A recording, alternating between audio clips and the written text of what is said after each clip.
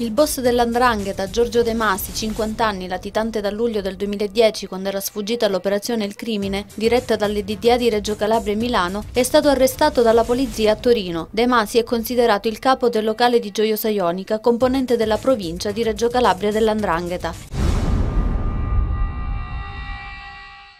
In sinergia con la direzione regionale del Ministero dei Beni Culturali è stato individuato un elenco di 34 interventi di valorizzazione dei beni culturali potenzialmente finanziabili, da realizzare investendo 28 milioni di euro dei fondi europei. Nell'incontro operativo di oggi sono state illustrate le procedure amministrative previste per la concessione definitiva del finanziamento. Si è presentata ai carabinieri dicendo di essersi allontanata volontariamente e di non essere per il momento intenzionata a fare rientro in famiglia Antonietta Aiello, la donna di 55 anni scomparsa da casa a Catanzaro da giovedì scorso. Antonietta Aiello, secondo quanto ha detto il figlio, non ha fornito alcuna motivazione della sua decisione di allontanarsi da casa.